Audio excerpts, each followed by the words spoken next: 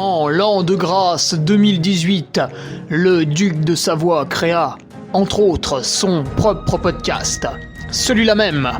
Depuis, il perdure, traversant le temps comme une épée à deux mains traverse les côtes d'un pourceau.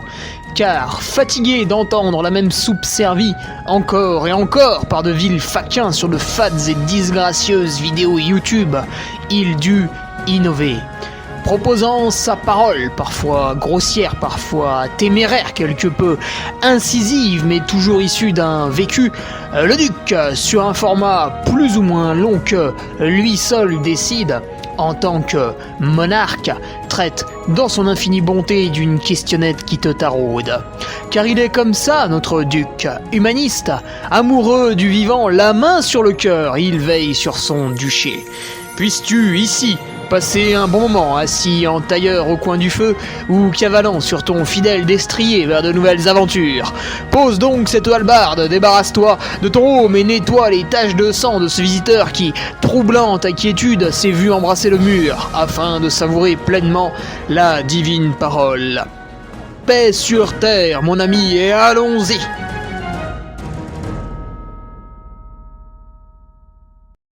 Et bonjour tout le monde, on se retrouve pour le podcast numéro 226. Comment se placer au départ d'une course, d'une question de Boris Noël, patriote. Comment se placer dans le peloton au départ de la course sous l'arche de départ? Bonne question. Bonne question, Boris. Certes, j'imagine un peu courte, mais on va s'amuser. Alors, je remercie tout d'abord les nouveaux patriotes qui sont encore conséquent avec Valentin Piquet, Lucas Jubel, Valentin Maléval, Romain Guillot, Nicolas Gilabert, Daniel Alves, Benoît Piton, le retour de Jonathan Balin et Fabien Mera. Voilà pour les nouveaux patriotes revenus cette semaine ou venus dans le droit chemin. Sur le Patreon, qu'est-ce qu'on avait cette semaine? La revue de presse. Alors j'ai encore brillé par ma bêtise en rédigeant, en postant la revue de presse en temps et en heure, mais j'ai oublié de valider le brouillon. Et je m'étonnais ce matin de n'avoir aucun commentaire suite à cette revue de presse, parce qu'on parlait de pas mal de courses. Celles qui étaient les plus connues, le Wildstrubel by UTMB, puis celles qui sont passées à la trappe de tout le monde, c'est que le week-end dernier, il y avait les championnats du monde de skyrunning. Voilà, vous faites peut-être partie des 2 personnes sur Terre qui étaient au courant. Et on parlait de tout, et aucun commentaire, tu vois. Je me dis, c'est bizarre. Hein. Et ce matin, j'ai eu la réponse, les mecs me font, bah alors, on est mercredi, la revue de presse du lundi, elle est où?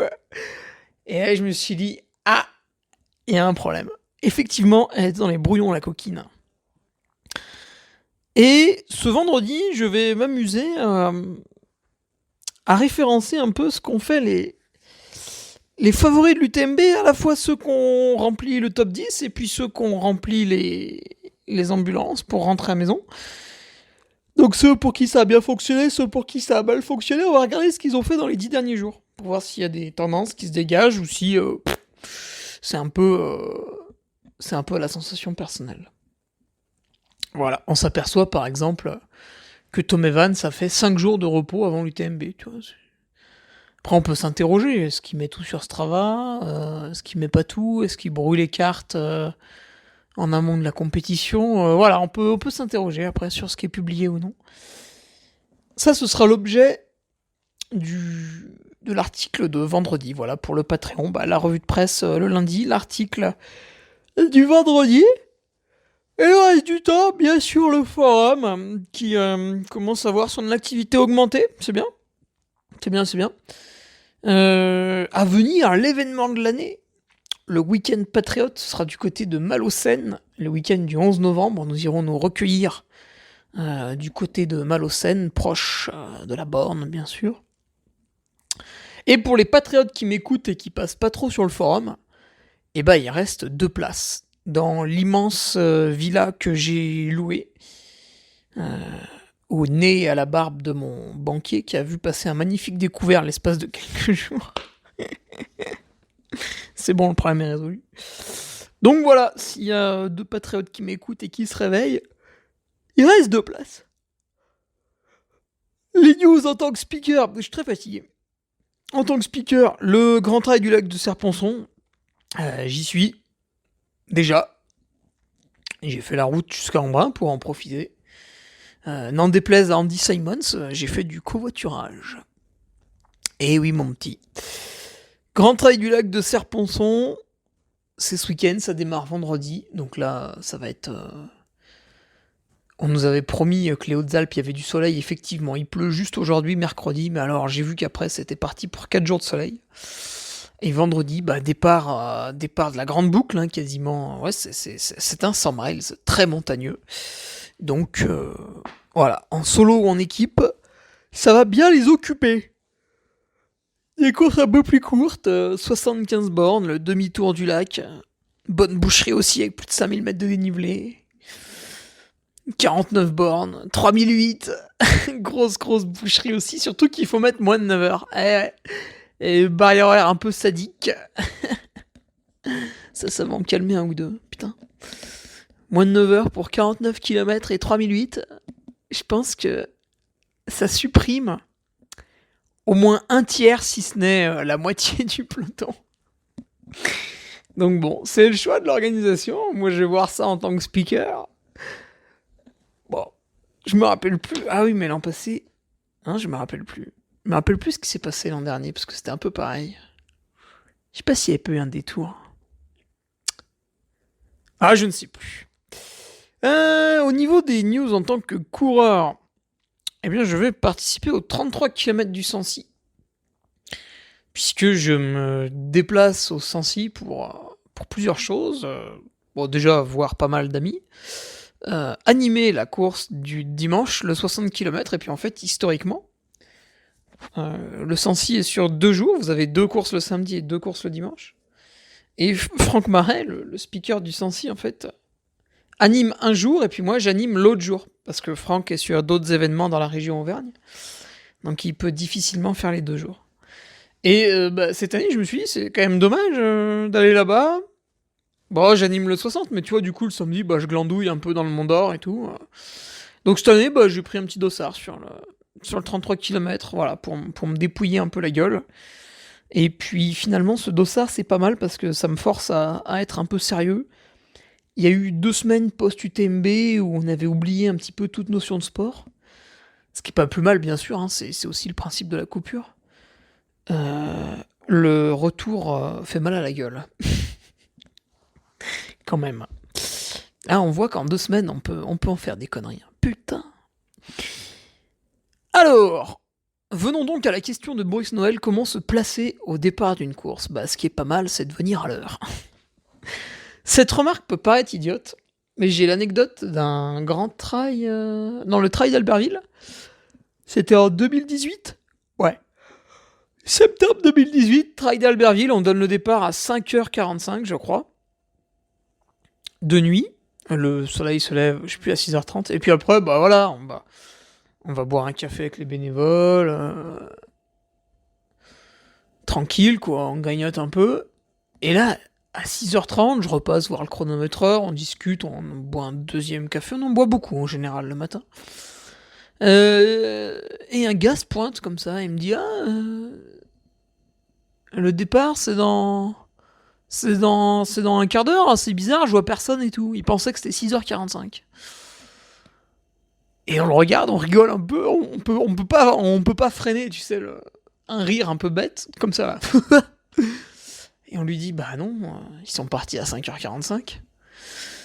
Donc évidemment, avec 3 quarts d'heure de retard, c'est pas possible de partir derrière, parce que les fermeurs sont un peu trop loin, et ils ont dû débaliser au niveau des bifurques. Donc, ce brave garçon est resté avec nous, puis il est parti plus tard sur la course de 27 km. Au lieu de 45 et quelques. Ah voilà. Donc, comment se placer au départ d'une course, Boris ? Je pense qu'il faut prendre en compte plusieurs choses. La première, déjà, c'est quel est ton objectif sur cette course ? C'est ton objectif de l'année ? Tu viens un peu comme ci comme ça parce que c'est pas trop loin de la maison. Tu t'es dit tiens je vais prendre un dossard, ça va être sympa, donc tu t'en fous un petit peu. C'est une course qui te permet de tester quelque chose, un départ rapide, en mode je suis la tête de course jusqu'à ce que je pète et puis je vois ce que ça fait. Un départ lent en mode je reste très très bas en pulsation et puis on verra si à la deuxième partie de course je peux accélérer. Donc suivant l'objectif sur la compétition, en fait tu peux te placer un peu différemment, tu vois, tu peux te placer plus devant si tu veux vraiment partir vite, parce que sinon tu vas être gêné, ou sinon tu peux te placer un peu plus derrière. Donc ça dépend. Si c'est vraiment ton objectif, à ce moment-là, il va falloir que tu te places ni trop devant parce que tu vas être amené à partir trop vite, ni trop derrière parce que tu vas être bouchonné. Un petit peu, suivant le terrain. Donc il faut que tu te places à ta place, si c'est un objectif. Parce qu'il faut que tu partes avec des gars qui ont à peu près ton allure. Et si tout se passe bien, tu vas doubler progressivement des mecs pour qui ça va moins bien se passer. Tu vois le truc, c'est comme ça que ça marche au niveau des places.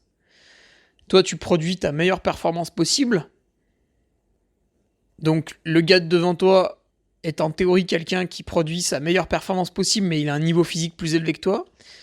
Sauf qu'en fait, devant toi, il y a tout un tas de gars qui vont faire un peu des conneries, quoi. Et du coup, tu vas pouvoir les rattraper malgré qu'ils aient un potentiel physique plus élevé. Voilà pour le déroulement des faits. Donc maintenant, la question, c'est de savoir, ouais, d'accord, j'ai bien compris que je devais me placer là où étaient les coureurs de mon niveau, mais c'est pas marqué sur leur front qu'ils ont mon niveau, donc comment je fais? C'est une bonne remarque. Et c'est là où on peut être un peu déçu sur les grands événements de ne pas faire des sas.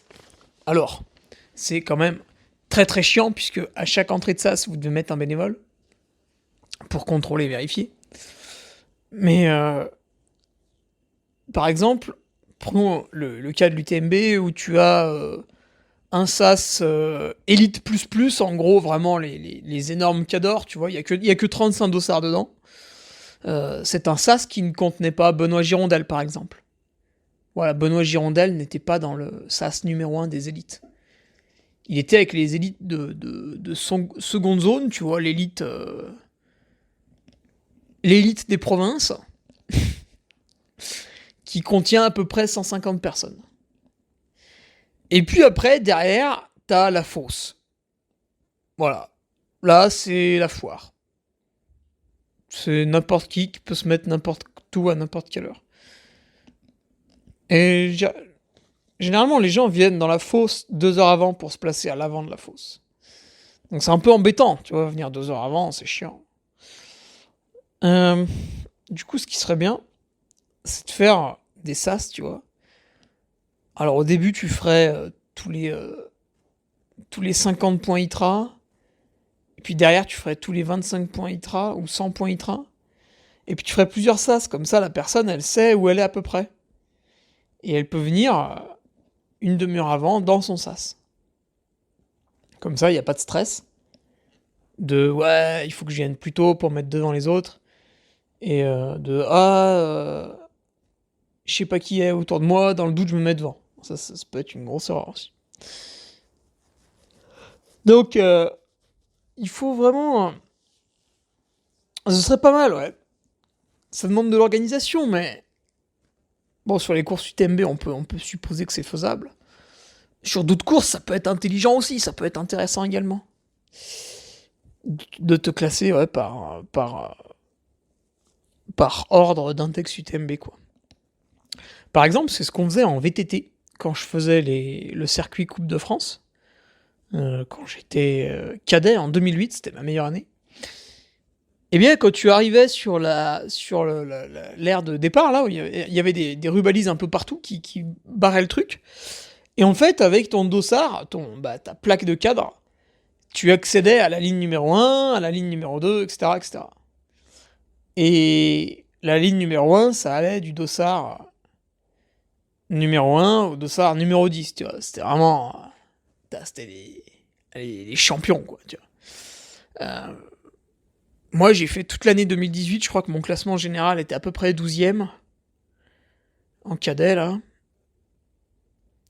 Donc j'étais deuxième ligne, quoi, en gros. Et ouais, ça m'avait un peu agacé de jamais avoir pu accéder à la première ligne. Et malheureusement, quand je suis passé junior, j'ai pas eu ce bon en sport. Quand je suis passé junior, j'ai bêtement commencé à travailler à l'école et du coup, j'ai pas beaucoup progressé physiquement. Donc, ouais, c'était l'année de la terminale, il fallait travailler. Alors qu'en cadet, c'était cool, je pouvais avoir 8 de moyenne, je m'en foutais. En première. Donc, c'était pas mal parce que du coup, qu'est-ce qui se passe vu que tu sais que t'as ta place sur la ligne. Alors, après, il y avait un autre débat, je vais vous expliquer. Mais du coup, en VTT, alors c'était un effort qui durait à peu près 1 heure. Ah, je sais plus. Bon, c'était un effort relativement violent. Et le but du jeu en VTT, c'était de clipser sa pédale le plus tôt possible dès qu'il y a le coup de fusil, parce que tu as un pied à terre, un pied clipsé sur la pédale. Dès qu'il y a le coup de fusil du starter, le deuxième pied se lève, se clipse à la pédale, et tu pédales à fond pour doubler les autres, pour partir devant. Parce qu'en VTT, le problème, c'est que les circuits, au bout de 200, 300, 400, 500 mètres, quand on avait de la chance, derrière, il y avait un single. Donc ça faisait un embouteillage.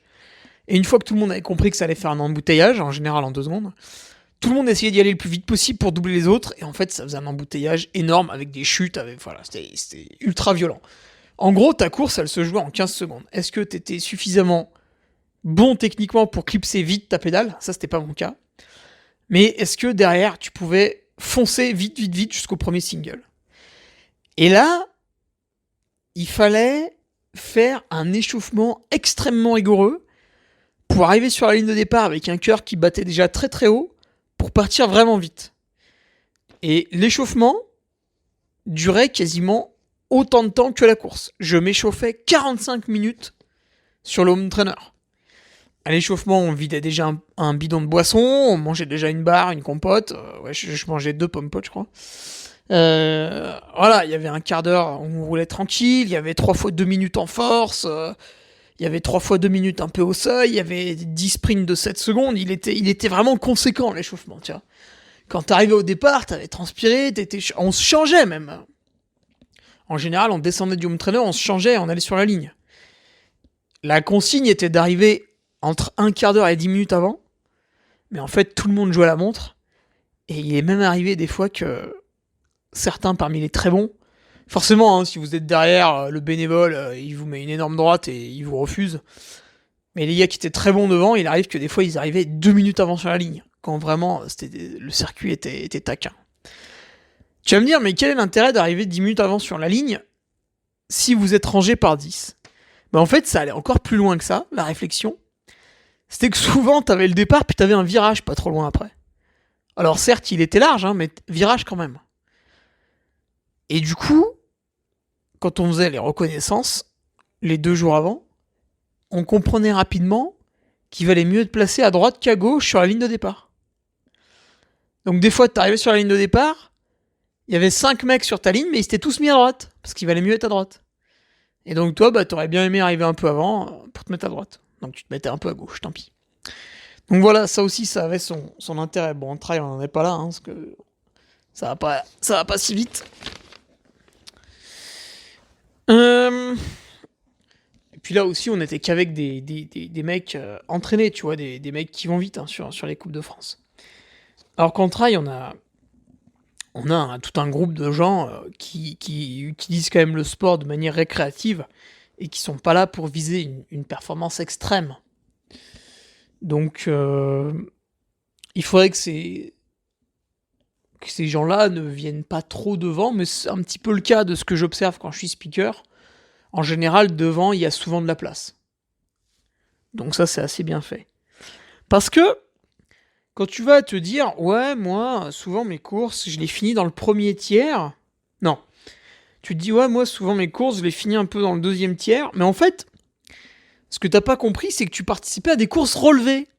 Tu participes au Trail du Ventoux, tu participes au Marathon du Mont Blanc, tu participes à la Skyrun, tu participes au Templier, tu participes à la Maxi Race, tu participes voilà, à toutes les belles courses du calendrier français, où il y a quand même pas mal de bons coureurs, même si à chaque fois, c'est pas Kylian Jornet au départ. De plus en plus, en fait, il y a une très belle densité de coureurs. C'est un peu ce que je regrette parfois de la bouche de certains journalistes avant l'UTMB. Les mecs qui te parlent de Jim Wamsley, de Kylian Jornet et de François Oden. Donc cette année, il y avait une densité qui était encore plus incroyable que les autres années. Et partout, on voyait, il manque François Oden, c'est pas l'année comme en 2017. Non mais on s'en fout. Il y en a plein d'autres. Ah oui, ok, il est pas là, mais il peut pas venir chaque année, François. C'est trop dur à préparer à chaque année à un si haut niveau. Et là, ouais, ok, il n'y a pas François, mais enfin bon, derrière, il y avait Zach Miller, il y avait Pau Capel, Germain Grangier, Aurélien Dunant-Palaz qui avait fini à moins d'un quart d'heure de François, Mathieu Blanchard qui explose le record. Enfin voilà, il y avait quand même... donc bon, il y avait une grosse densité. En fait, de plus en plus sur les courses, des fois, on a du mal à citer des grands favoris sur des compétitions, mais derrière, c'est dense. Derrière, tous les 10 points d'index UTMB, il y a un mec, tu vois. Donc, si tu participes qu'à des courses avec une grosse densité, donc ça, c'est les plus connus à chaque fois, quand tu arrives sur une course un peu de village, un peu de quartier, un truc pas connu, il va falloir que tu te places un petit peu plus devant que d'habitude, parce que normalement il y a moins de densité. Donc c'est délicat, Tu vois, est-ce que tu vas participer au Grand Trail des Templiers, où là, les 100 premiers sont des compétiteurs avérés qui sans doute trustent les podiums dans leur région, dans leur département. Probablement, ils ont même tous un coach perso, peu de choses près. Ou est-ce que tu participes au trail à la saucisse du coin, là, où il n'y a pas grand monde. Suivant les cas de figure, en fait, au Templier, tu vas peut-être tu vas laisser un peu plus de gens devant toi que au trail de la saucisse. Fumé. Voilà. Après, il y a un point à faire attention, ça va être l'échauffement. Alors, c'est pas comme en VTT, ce dont je parlais tout à l'heure. Mais il faut quand même soigner un petit peu son échauffement. Alors, soigner un petit peu son échauffement, ça veut dire quoi ? Plus l'effort est long, par exemple au-dessus de 3 heures, plus on peut se dire, je vais faire monter mon cœur tranquillement au début. Et c'est une bonne idée. Par contre, il y a un truc auquel tu couperas pas, c'est l'échauffement articulaire.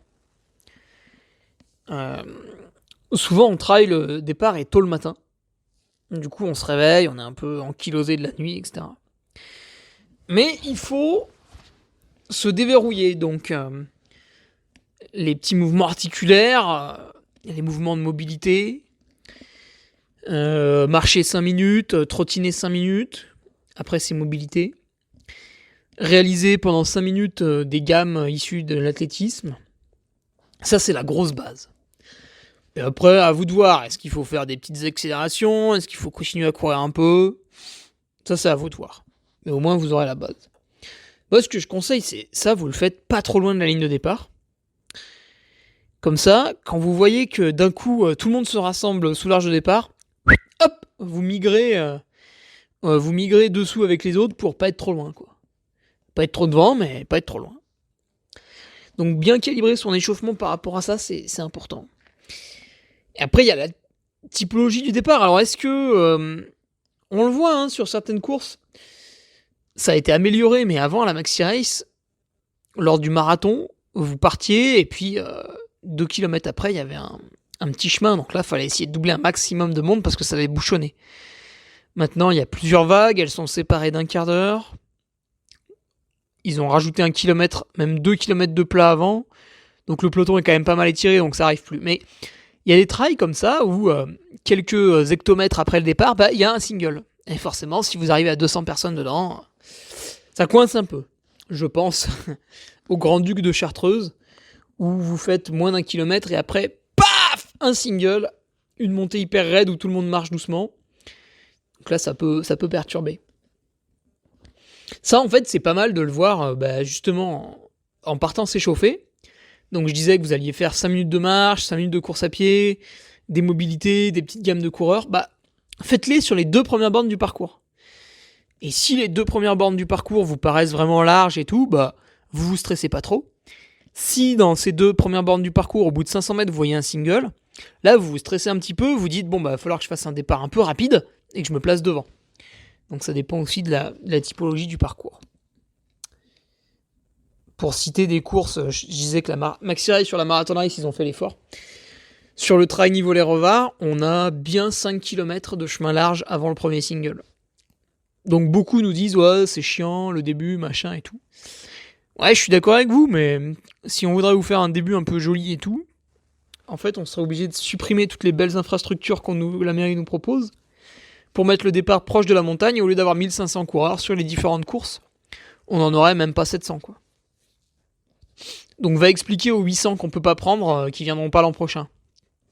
Bon, les mecs seraient quand même vachement déçus, donc mieux vaut faire 5 bornes un peu roulantes au début pour étirer le peloton. Aux Canaries c'est pareil. Vous faites 4 km sur la plage, vous faites 3 km de montée sur une route. Bon bah voilà, au bout de 7 bornes, il y a le premier single, ça va quoi, t'es détendu tu vois.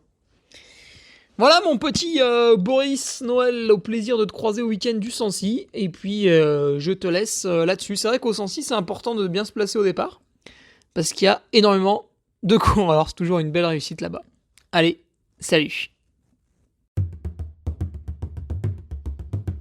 Tu viens d'écouter le podcast du Duc de Savoie. Si tu souhaites approfondir avec de pertinents articles d'éminents spécialistes, rejoins le Patreon.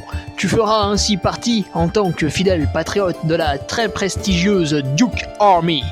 Si l'humour est ton leitmotiv et que tu n'as peur de rien, viens sur l'Instagram. Si tu veux espionner le Duc, car tu es vil et sournois, son Strava est également à ta disposition. Enfin, si tu es vieux, presque sénile et ou débute dans les réseaux sociaux, contente-toi de suivre sa divine page Facebook, les liens sont dans la description. Que Dieu te garde et à la semaine prochaine.